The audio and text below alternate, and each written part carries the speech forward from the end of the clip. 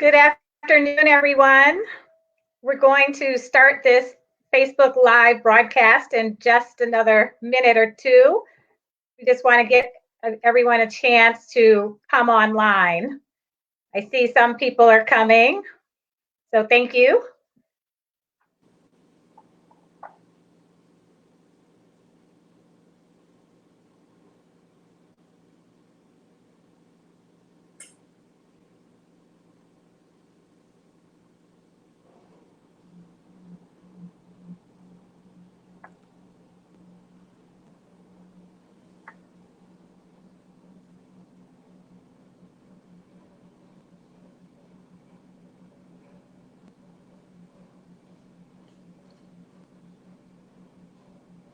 We will be getting started in just a minute.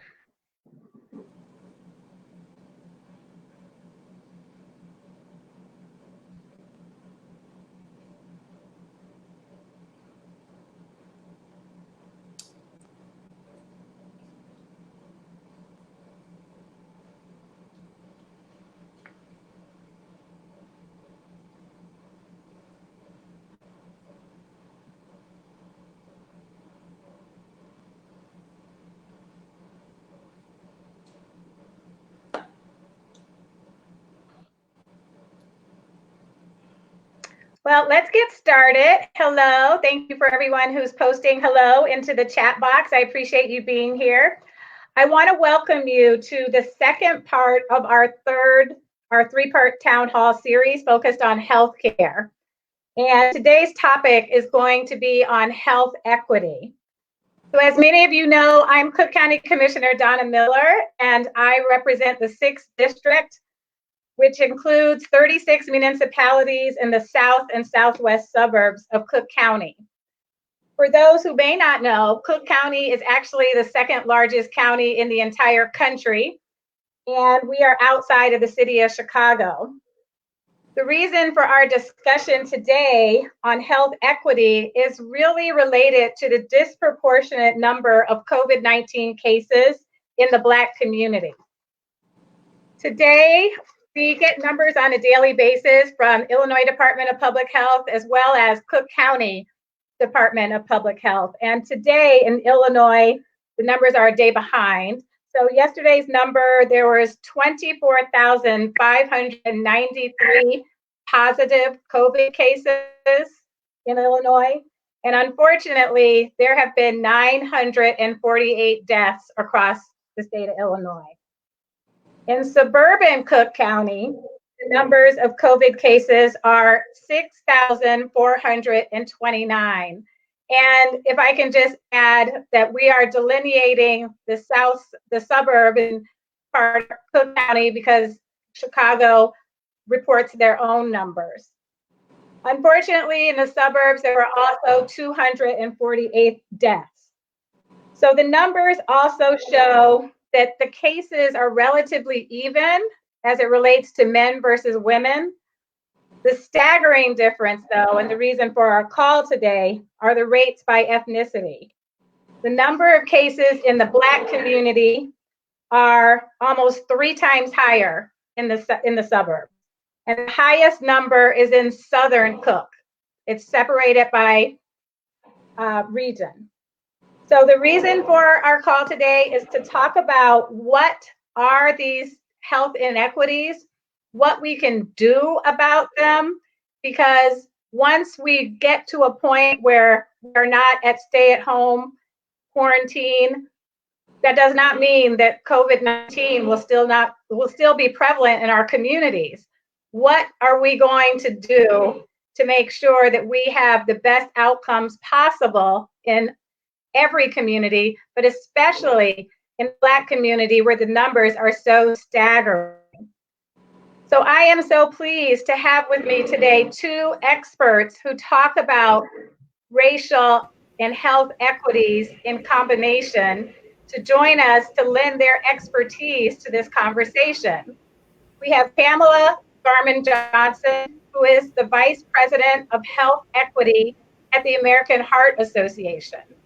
And I also might add that in Cook County, the number of deaths have always been, even before we had COVID-19, number of deaths due to heart disease have always been disproportionate and number one in Cook County. We also have Dr. Althea Maybank on the phone with us, and she is the Chief Diversity Officer at the American Medical Association. And both of them spend all of their time talking these issues. So I would like to have Pamela Garman Johnson begin the conversation, and we will then have a Q&A at the end of both presentations.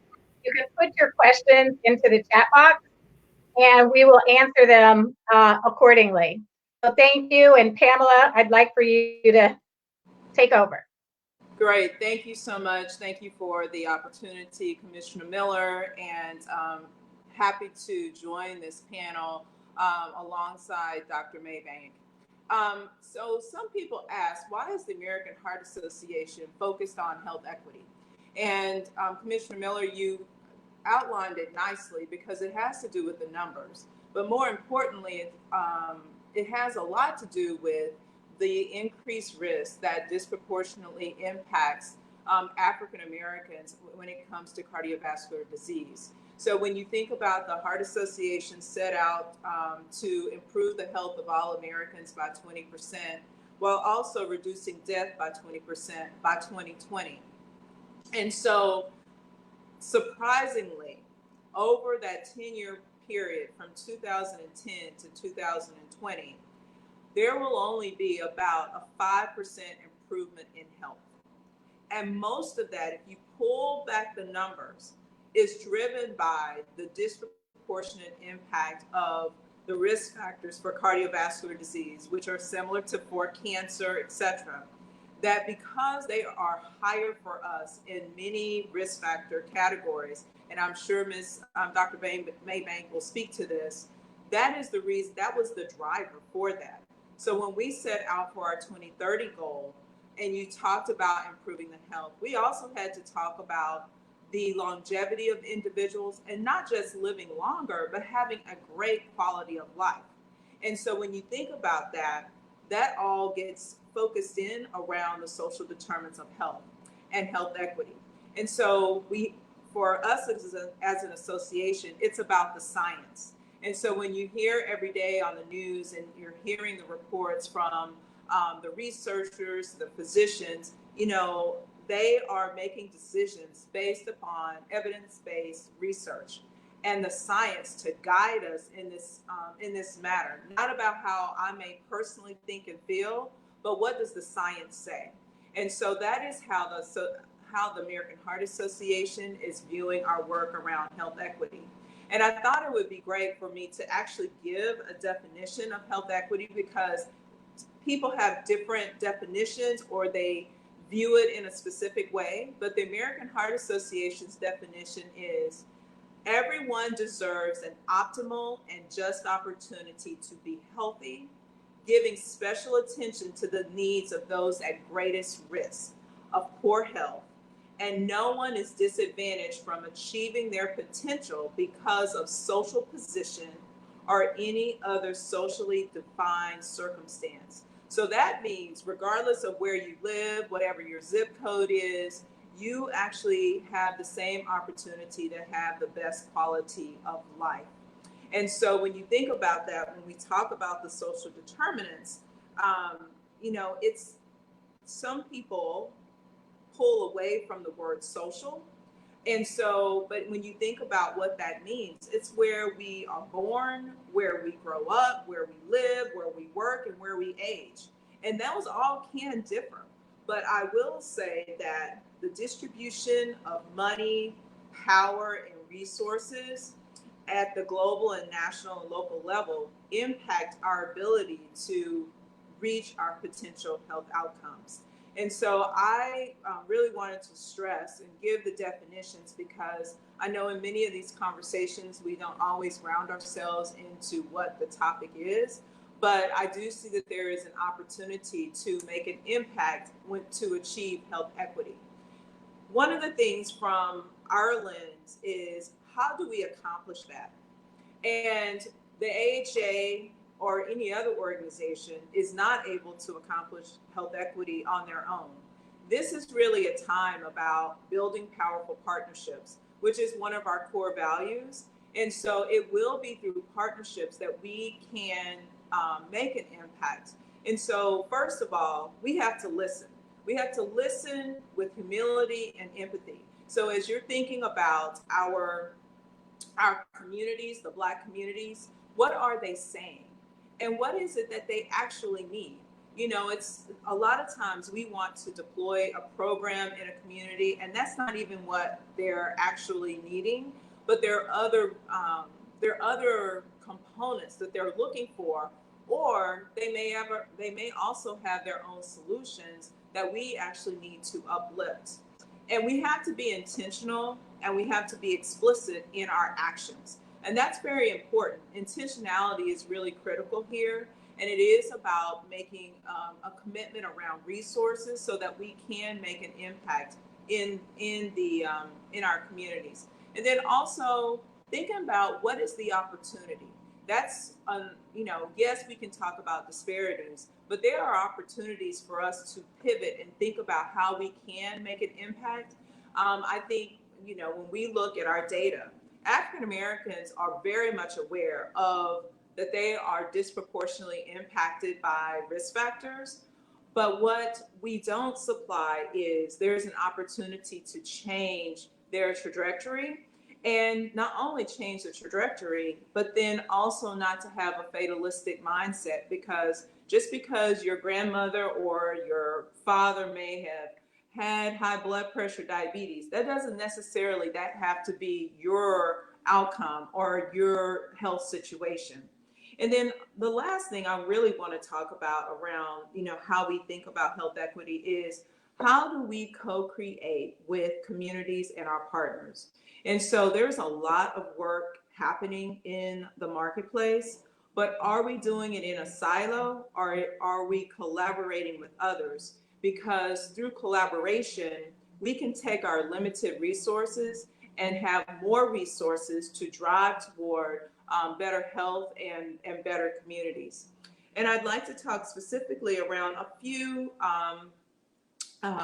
ways that the American Heart Association is working to focus on health equity. One is this whole notion of investing in community-centered solutions. So as thinking through all the different parameters that I just shared about being intentional and being able to listen and having humility, that is our way of accomplishing that and giving a platform for communities to share what their ideas are, what their business models are, and for us as an association to be able to invest in those. And we're doing that through a multitude of ways. One is through a business accelerator. So for those that have business concepts that are addressing the social determinants of health, from food access to healthcare access to hunger to housing, we actually have an accelerator. And to date, we've given out over $500,000 just in the last 3.5 years, which is pretty significant.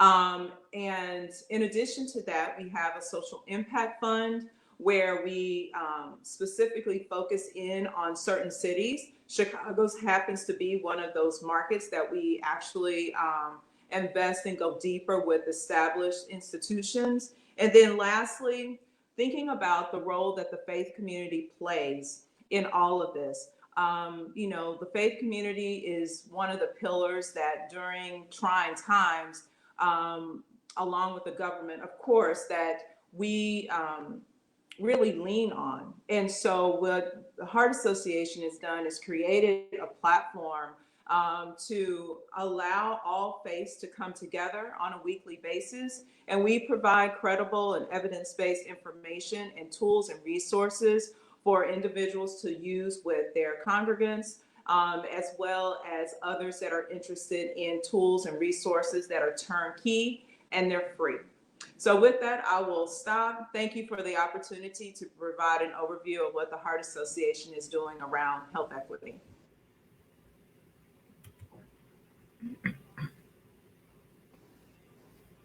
Thank you so much. I really appreciate that. Just real quick, do you think that you might be able to go over again just the different social determinants of health and what they are by definition? Yes. So our definition, and when I say our, the Heart Association's definition of social determinants of health is the conditions into which people are born, grow, live, work, and age. And these circumstances are shaped by the distribution of money, power, and resources at the global, national, and local levels. And then to speak to what the social determinants are. Thank you again. That's really helpful. Uh-oh. Yes, I'm sorry. Go ahead. Oh, no, I was going to give you the list of social determinants, but I'm sure Dr. Maybank can cover that when she goes through her presentation. Okay. Well, next we're going to have Dr. Maybank present, and she is the Chief Health Equity Officer at American Medical Association. We're so pleased to have her here with us today, and so I would like to give you the floor now. Thank you. Oh, thank you, Commissioner, and great to be on the phone call with Ms. Johnson. We've been partnering as organizations, and we've talked on the phone, but we've never met in person. So this is a great opportunity for us. So I've been around now at the AMA for about a year. This is an inaugural position of Chief Health Equity Officer. It was really the guidance of the membership over the last couple of years to kind of really formalize our work around equity and the importance of doing so for the American Medical Association. We're a national organization that represents we have a membership of about 210,000 physicians, but we definitely work to represent as many physicians as possible and really work to advocate on their behalf. And so through this entire response, we've done as a whole for American Medical Association a lot around PPE or personal protective equipment, which many folks have heard about, whether healthcare providers, have it or not, and really pushing, folks in wherever we need to push, but definitely in Washington, that we need to have better PPE for our physicians and healthcare workers. And now, we have recommendations for everyone to wear some level of PPE with the recommendation of the cloth. We've also been working to advocate as it relates to telehealth and making sure that that's accessible and available to physicians, but also to patients too. And expanding testing has been another conversation that most of us have heard about at this point in time, and making sure that we are expanding it for everyone across the country and ramping that up as much as possible. And many of us have heard the tremendous barriers and delays that exist, but this is definitely has great impact on racially marginalized communities, Black communities, definitely to be very specific, but also Native American communities as well, and the undocumented. We're not getting access to testing in same and similar ways. Is part of the challenge. And so as the Center for Health Equity, we've been really honing in to strengthen our lens and approach and guidance as it relates to health equity and working to really call out this lack of data that we have nationally as it relates to race and ethnicity. This was it came to the attention of many activists maybe about a month ago or so, that we weren't, as the data was being reported out about cases and deaths, we weren't seeing the numbers at the state level and definitely not at the national level and at the city level. And so there's been a lot of organizing across the country from many leaders that are in health equity to say that this isn't right, it's not just, and we need to have this data in order to not just focus on us as Black community and people, but to have an overall comprehensive public health approach that is appropriate and meaningful and done with excellence. Without it, we're just not even doing our work with excellence, quite frankly. So over the last week or so, we put forward an op-ed that was published in the New York Times about the pandemic's missing data. We have been talking directly with the CDC and the Centers for Disease Control that is typically very much involved and engaged with leading these responses during a public health crisis. And we also submitted a letter to Health and Human Services, calling upon them to ensure that this race and ethnicity data is collected, it's standardized, and it's released and reported. And we've been talking to other folks directly also about that. So a lot of our efforts have been really focused on highlighting the inequities as it relates to what we experience as Black people and other racially marginalized groups, and also figuring out how do we use our advocacy arm to make sure as the stimulus bills kind of come forward and there are more opportunities to put forward policy and legislation that's going to impact many Americans, but also making sure there's a lens on making sure that we have a focus on those who have been most impacted by coronavirus. So this is where the context of, I talked about the race and ethnicity data, but we also have to have a context to those things that were already mentioned related to the social determinants of health. And more specifically, those are things related to housing, transportation, income, your ability to build wealth. Those are labeled as social determinants of health, and we all experience them. No matter who you are, we have them in our environment.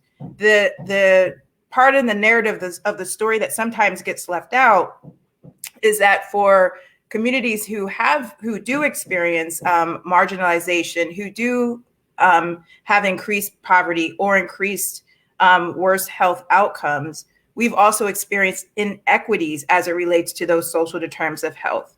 So we're more likely to live in crowded housing. We're more likely to have housing that may not have good quality or and supportive in that way. We are more likely to have the lower paying and low wage jobs. We're more likely to have to use public transportation, as great as it is, but we're more likely to have to rely on it as our only form of transportation. And all of that sets us up to a space and a place where it puts us more at risk for illness and disease such as COVID that is contagious and spread among people. So yes, we definitely have higher rates of the underlying conditions. So heart disease, diabetes, hypertension, that puts us at risk, but that has to be contextualized in the context that we are also experiencing greater inequities and all of these other things that are really important to making sure that we're healthy. So oftentimes people think of just only the healthcare system being important to make us healthy as people, and that's just not true. And if we don't really acknowledge these other aspects of what makes us healthy, it could really hurt our opportunities as it relates to putting forward policy, because we can't just only put forward policy as it relates to the healthcare system and improving that, but we have to put forward policy and advocate for policies that improve our housing, improve our opportunities, as it relates to transportation. Some people don't even have transportation in other parts of the country, right? They live very far from healthcare, and they don't have access in certain ways. Some folks don't have broadband, and all of these add up to, even before COVID, add up to increasing our vulnerability to disease overall. So when you look, in Chicago as an example, we know between Inglewood and Streeterville, there's a 30-year life expectancy gap. So that means that we as Black people are dying 30 years less than folks who live in Streeterville. And that's an injustice, of course. And if that is, our kind of normal, as people are calling, using this term normal, during COVID, the risk is, and most likely those gaps become greater and they become expanded. And so I think it's really important that we call out, that this is happening. And to the point of, so I explained, underlying conditions, I explained social determinants of health and how that relates to that. And I really value what Pamela said in terms of So what causes all that? We have to always ask the why question, because if we don't ask that why question, our solutions and our development won't get to the foundation of why these things are happening. And so it absolutely is related to power and systems of power. It's absolutely related to how resources are distributed. But I'm more explicit in how I say it's the fundamental cause within our context of this country is racism and our system of racism, and how that assigns value for who deserves and who does not deserve, and how it advantages and how it disadvantages folks. And there's plenty of evidence on this that is from the scientific basis, that's from the scientific arm of it. And then we have the evidence of personal experience. I think the stories have been absolutely critical, especially that have come out in media, for us to kind of even elevate, this whole lack of data and the experience of Black and Brown people. So it's not only the science that's important, but those stories also, to me, are a point of data, because not all, unfortunately, we're not represented in the science space in the way that we need to in terms of racially marginalized folks, Black and Brown people. We're not the ones typically creating the questions as it relates to building evidence or designing systems. We haven't had as many opportunities to be in those positions of power. And so we have to also value the stories that kind of come across as well.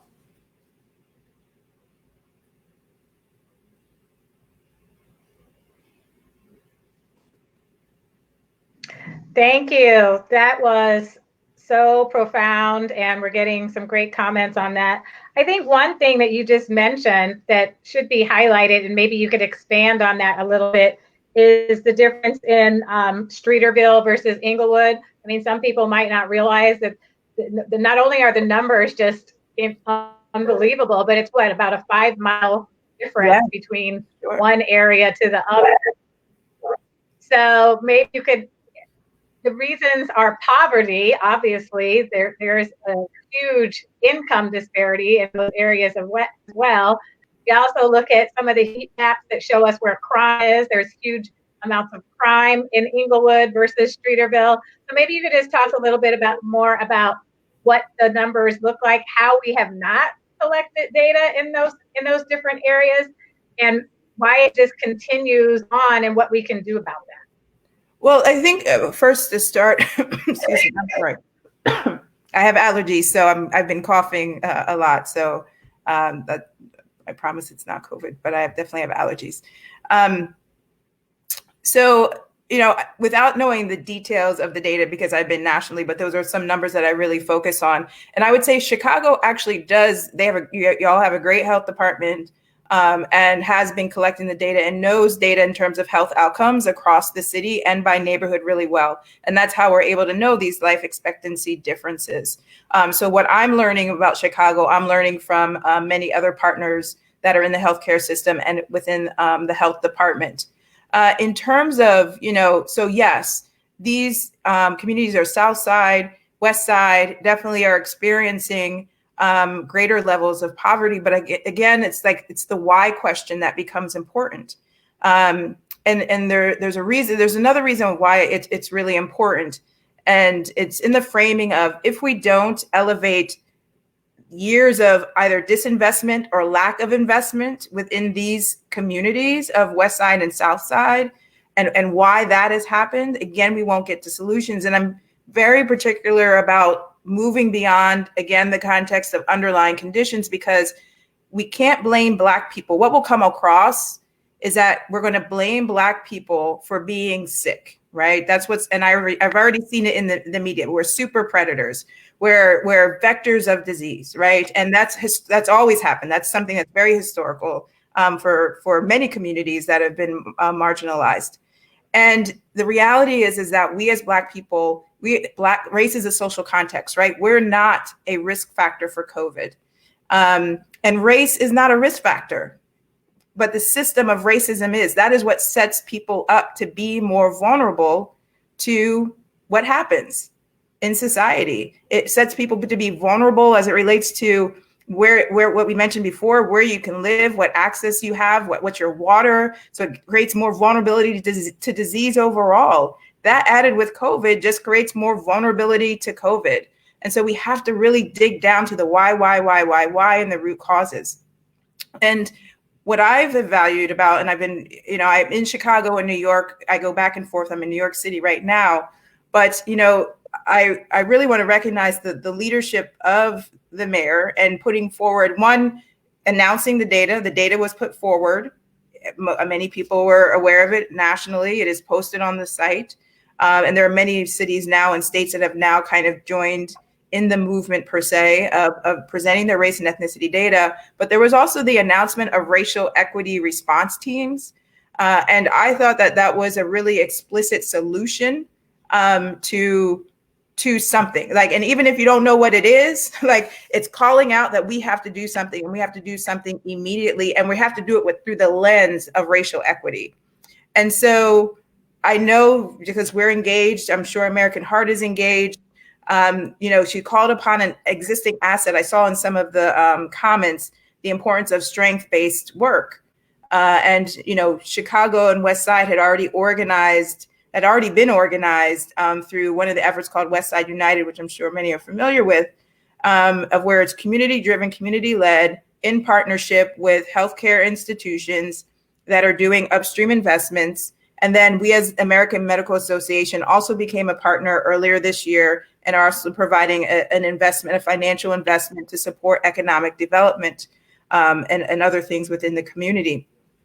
But I thought her guidance to have that particular entity lead and think through and plan for these racial response teams in partnership with other people is really a true equity approach to addressing a response during crisis, and really valuing people who are there and who are living the experience day to day, that their expertise is just as equally important as scientific expertise is.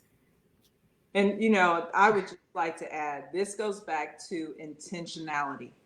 We have to be intentional. That was an intentional strategy to focus on the inequities. And the other component, and Dr. Maybank hit it on the head, and that is, it is because there has been no investment in our communities. It's limited investment, or it's an investment for a short period of time to do like a program, but not an investment to say, how are we going to build the infrastructure for this community to grow? The lack of intention, which some would say is intentional, is the reason why we don't see the growth in our communities. And I'm really persuaded right now to share what D.L. Hughley posted.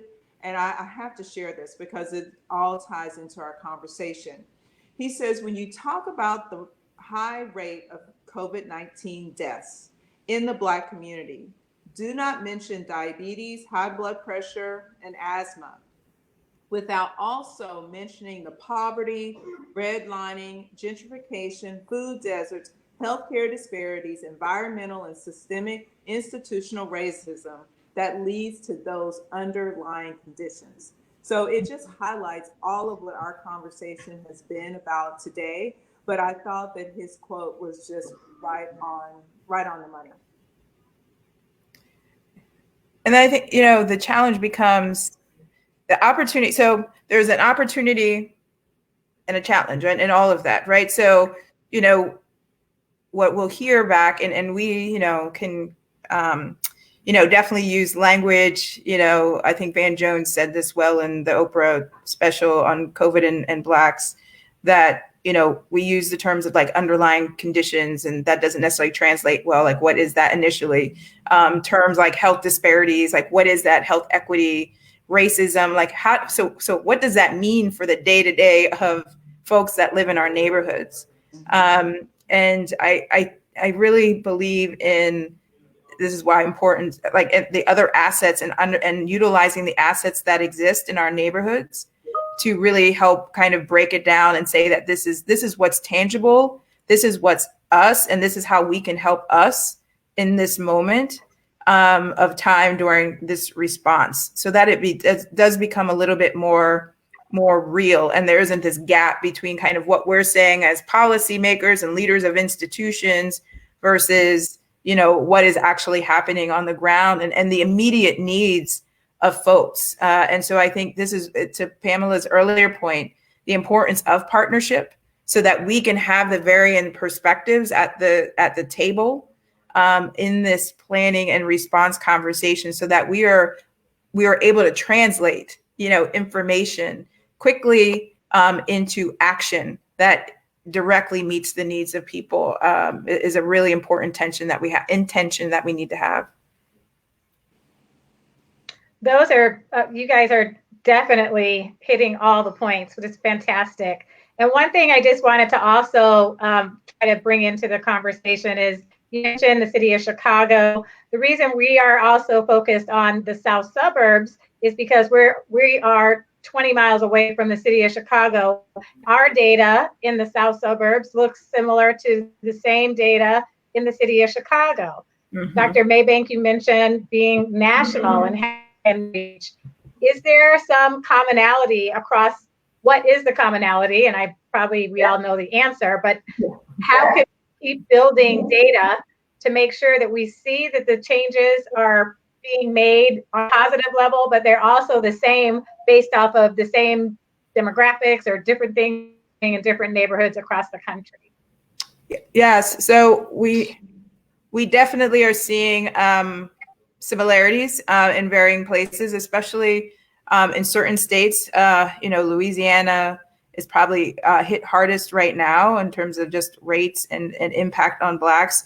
We're seeing a lot of kind of half cases amongst Blacks, and anywhere from like 50 to 80% of the deaths among Blacks in some of our cities that are predominantly Black, and some that aren't predominantly Black, and as well as our states. But again, we don't have enough data from enough states. We now have, I think it's about 27 states now that are reporting their race and ethnicity data, which is a tremendous difference than a week and a half ago where we only had 5. So all of the advocacy from many people across the country has definitely put pressure on folks to present it more and more. I do have to highlight that I think important in the equity conversation is that, there are other folks that are going to be impacted, right? And there was a great piece that I read in Boston Review today and it really takes Kimberly Crenshaw's kind of language of intersectionality and breaks it down. Intersectionality being, there are multiple forms of oppression that kind of overlay themselves that create greater oppression. So as a Black person, right, clearly I'm marginalized, but then I'm a Black woman, right? Even further marginalized. If I were homeless, further marginalized and more likely to be vulnerable. And so that is going to happen, right? There are varying degrees of marginalization, which means varying degrees of vulnerability. And this happens for Black folks, but it also happens for those who are undocumented. And so, if you're undocumented, you don't speak the language, English rather, you don't have a house, like all of these things trickle down. And so it becomes a question ultimately of, what does our systems, who does our system say matter and who doesn't? And that was set up long before COVID came around. COVID just really highlights and shines a light on it. And so, I think this is a critical moment in which we have to figure out clearly how to address the immediate of what's happening. And there's so many different forces per se that are pushing against, I think, our ability to really be clear and kind of where to go, because there are so many different pieces that need some work on, because we don't have a coordinated national response. We just don't at this time. So that makes it even harder. But it is a critical time that I think us as leaders and policymakers do get some clarity of the things that we can do in the immediate aspect, and not just to Pamela's point earlier as it relates to program, but also what are the policy levers that we can put forward that actually kind of changes opportunity for folks and resources and power as well. But also, what are the long-term opportunities in that too? And so, at the AMA, we're really trying to utilize the power that AMA does have at a national level to think through and to engage with others across the country who are doing this. We aren't the only ones clearly who are thinking about this. Neither is American Heart Association. But how do we pull together the folks who have been thinking about this, who do have concrete ideas, and then actually get that into action and have direct conversations with the folks in DC? And I think one other thing to add to that, one of what we do know is that many of the larger institutions like the AMA, American Heart, American Diabetes, American Cancer, we are banding together and we are advocating for the critical things that are needed right now, which is great because we need that. We do need to be aligned in this area. The next step, though, is, to Dr. Maybank's point, is the action plan. And if we want to have community-centered solutions at the forefront, then we better be ready. So if, Mr. Miller, we come to you and we say, what is the action plan for the South suburbs? I know you have one, but that is what is needed. We can't just say, oh, I don't know, we need to do this.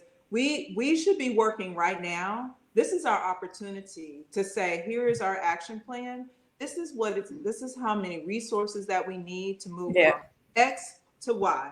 That right now is a huge opportunity. And we see it because if you think about some of the investments that are being made and some of the donations being made by philanthropists right now, the reason why they're doing it is because there was a plan. They had a plan. And because they had a plan, and they said, and we have these partners, we can have this type of impact. So, but it's grounded in the data. So the data leads to the action plan, to the outcomes that we want. That is the opportunity. So I think the time is now. We say we want to be large and in charge. Well, then we need to have our plan together, ready to go, because we will have the opportunity to put that on center stage. I wholeheartedly agree. Absolutely.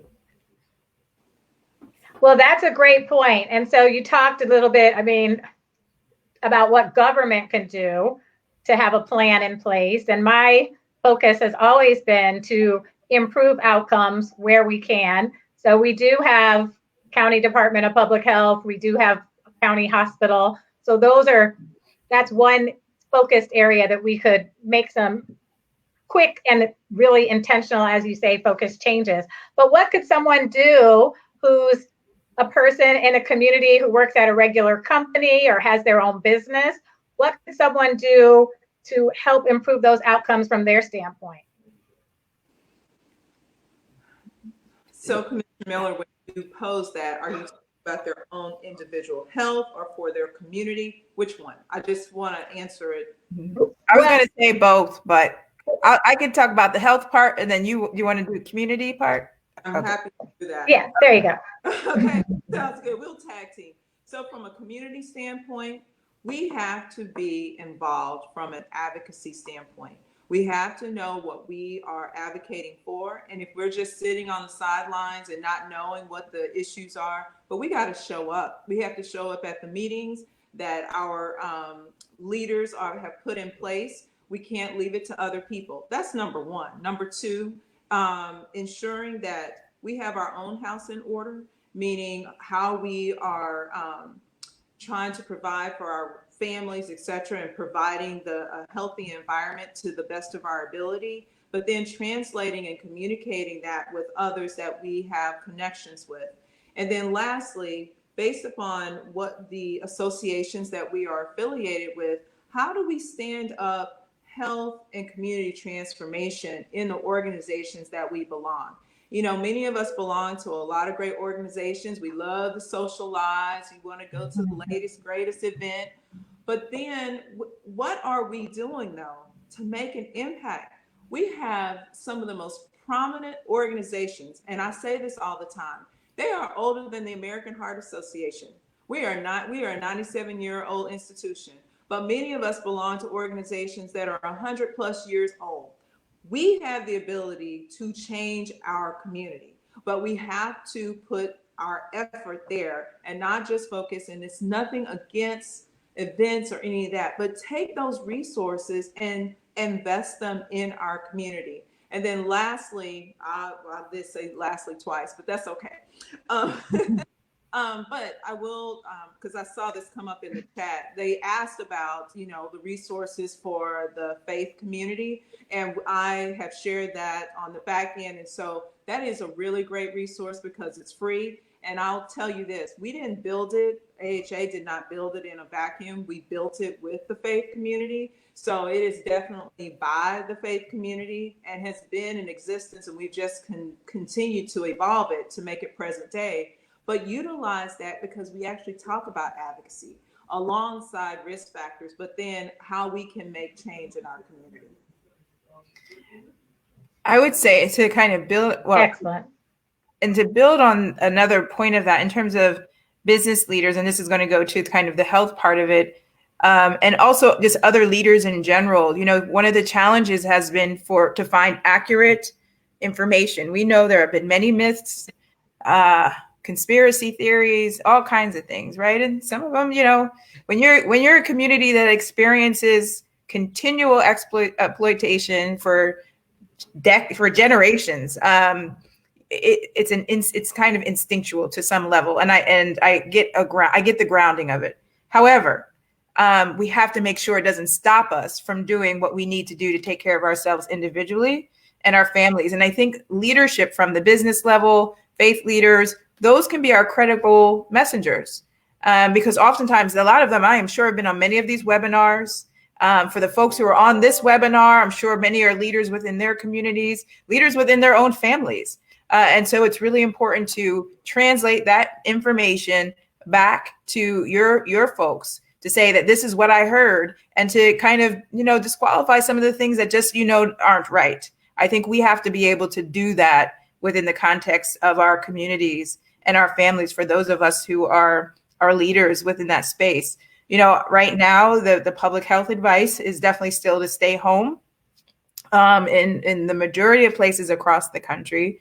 And again, there has to be a nuance to that message, I feel, for us as Black folks, because we are disproportionately represented, as well as undocumented, within jobs that are considered essential. And so they're having to use public transportation. They're having to interact with people on a constant basis. So making sure that when you are at the workplace that you're still, practicing washing your hands in the ways that have been described, that you are, as best as you can, if you can, be 6 feet away from folks. And then also making sure, and hopefully your work job and workplace is providing personal protective equipment and a mask. And when you go home, to your families, and this is the hard part, for on several levels, because you want to protect yourself and your family. And so it's really, there's a natural desire to want to come home and kind of sit down and unwind, because work was stressful as it was. You want to be in community with your family and talking with your family. But I say to kind of pause at the door, take off, remove your clothes as best as possible, put them in a bag, go into the shower, wash off, and then you can kind of be with your family a little bit more. But I would even say at this point in time, if you've been outside a lot, just to be very careful on how you're engaging with your family inside the home. The other part, so physical distancing is important, but also very challenging. I just want to make sure I honor that too. I'm in New York City, and I live in an apartment building. I don't know, how do you physical distance in a very small elevator? So the reality is that many of us are going up one at a time, but we can't always do that. And you can't always do that in all places and spaces. So very important to wear the covering on your face. And then the other particular challenge that for us as Black communities, because we're experiencing more illness and death, it's really hard to physical distance when we're grieving. It is our instinct to, and my family is experiencing it right now, truthfully. And so, there's a desire and an impulse to be connected and to hug and to kind of sit and think about the person and having to plan. And so, again, I think it's really important that we work with each other and hold each other accountable at those times to remember to wear our masks still, to remember to still social distance as best as possible. But I recognize it is not easy when you also have to take care of a loved one that's ill. Who's going to take care of them? And some people don't even have somebody, to take care of them. So all these are considerations, I think, and I just want to acknowledge the hardship of being able to follow through with some of these public health methods that are very important and messages that are important, but there has to be nuance to it as well. And Commissioner Miller, just one other thing, just because I saw this comment and want to add it really quickly. We have to also think about non-traditional partnerships. So yes, it makes a lot of sense that the AMA and the AHA are working together, and we're also working, from an advocacy lens. That makes sense. But we also have to think about that we're working with housing partners, that we're working with organizations that represent hunger and food access. So we, as associations, recognize that we have to have powerful partnerships that are not traditional. Yes. Excellent point. I was going to mention that too, because we have Chief Davis, who's with the Illinois State Police. He's on the board there, and that's another partner that can help push this message forward on a whole different level. So that's a great point. So I just want to tell everyone that we can take questions. Please put them in the chat box. We have about 10 minutes left. But one of the other things that I just wanted to quickly point out is that Pamela, when you mentioned, because someone did put that in the chat about the faith committee, could you just explain what that program is and how people can maybe even recommend that to their church homes? Yes, for sure. So we have the website is Empowered to Serve, empoweredtoserve.org. And there you will see a whole section around faith, a faith virtual community. And within that, you can sign up to receive information. But most importantly, we are offering free online classes every Saturday, starting at 10:30 Central Time. And so we will even have some guest appearances that I think that some of you all will really love. But we've had the opportunity to bring in thought leaders around COVID-19. We talked about blood pressure on last week. We've spoken about heart disease and stroke. We've also spoken about being an advocate, what that means to be an advocate in your community. So the list goes on. There's about 12 modules. There's also resources that can be played in your congregation. So even if you're virtually streaming, you can embed that into your service. So it's just a resource that is credible, it's evidence-based, and even the blood pressure component we worked on with the AMA. So it's a reflection of partnership. I did put that website in the chat box, so it's already there. So thank you for repeating that. So a lot of people, they want to help develop that community plan. So yeah, I see. That's good. You put it out there, and you're ready. So right. So it sounds like we could have a movement. And so what can we do? What should we do? How can we gather together? I mean, this is one way of getting people engaged, but what I just want to know, like, what's another one or two things we can do? Well, sorry. I was going to say the same, actually, what you just said. I think oftentimes we use this forum to speak with and at people.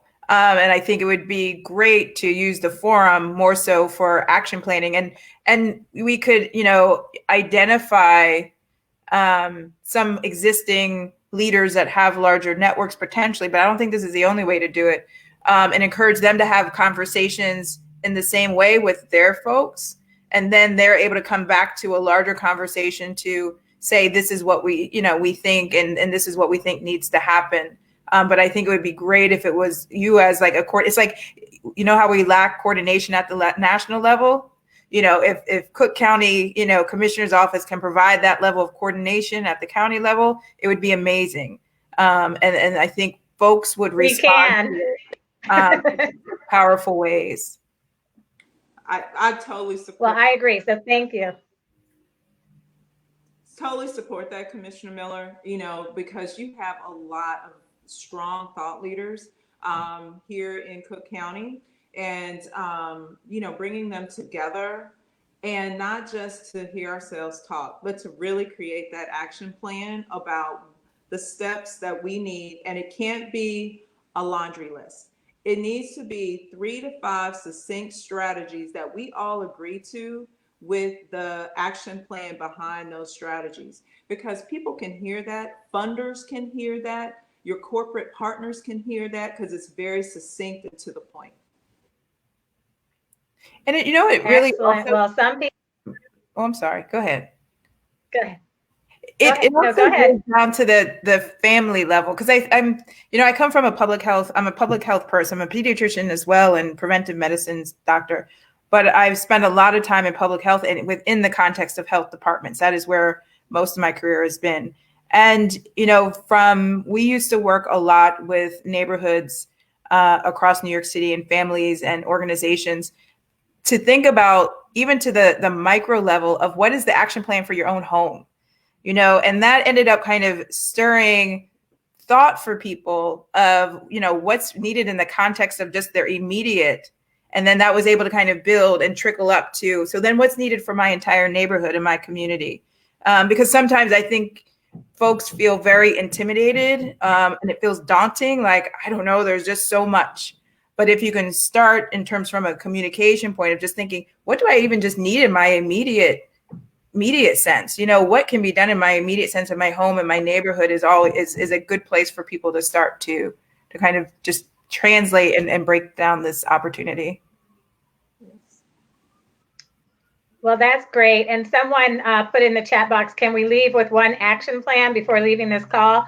Well, I think we have one. We need to get together and have a convening, and we might need to pull you two back in to help guide the conversation, but I think we can do that.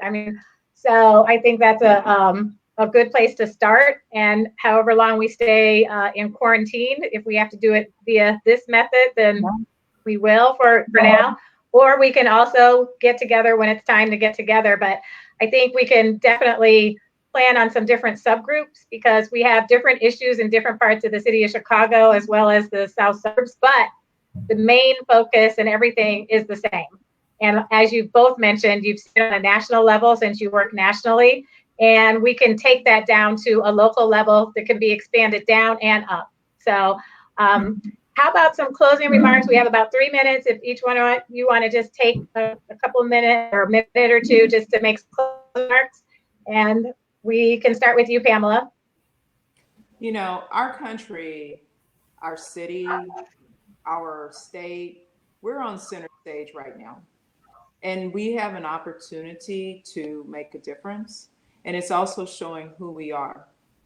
And because as we talk about health equity, health disparities, the injustices, it's whether or not are we going to stand up, if we're going to be very intentional to change the trajectory and lives of African Americans and Blacks. It's pretty simple from that standpoint. We've talked about these issues for so long. And I think about how long I've been at the Heart Association, and we have been talking about health disparities since I have been at the AHA, and that's 20 years. So, and then when I think about the numbers haven't changed, in some instances they've worsened. So we're on center stage. So we have to say we're going to be intentional, we're going to band together, we're going to form these usual and unusual partnerships in order to make an impact. And I would also excellent. Yes.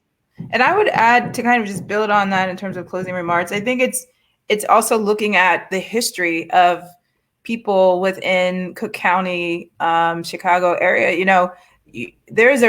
I'm learning more and more just the richness of history as it relates in legacy to activism and to organizing and to creating change, and the burden is unfortunately to some level upon us to lead. I always say, big movements, that I don't know of any movement that hasn't been led by those who have experienced the burden and the injustice. So, it is going to rely on us to come forward in that way. And I just want to end with, we recognize and we see all the folks who are just kind of going day to day and working to survive and hoping to get to the point of thrive, and that we see you and we affirm the humanity of your suffering as well. Excellent. Well, thank you both so much. I do want to thank, we had some elected officials on this call. We had police chiefs and fire chiefs, some responders. I just want to thank everyone for joining this town hall today. I feel so invigorated personally that I love coming together and convening and putting together an action plan. And I think many people who commented and probably many people who are listening will join us. So it's exciting that we can walk away with something to do. So I thank you both so much for expertise, time, your treasure, your talent, all of that make this call successful. And we certainly appreciate the work you do on a daily basis. Both of you are such needed voices in every room that you're in. So thank you for doing that. And with that, we'll close out. All of this will be on Facebook, so we can go back and view it. We will have another topic tomorrow, the third part in our series, where we're going to be talking about exercise as well as nutrition and telehealth. So we have lots of things to do, and there's lots of pieces of the puzzle to put together, but we have people willing and able to lead us. So thank you so much for being here today. Thank you for having us. Thank you.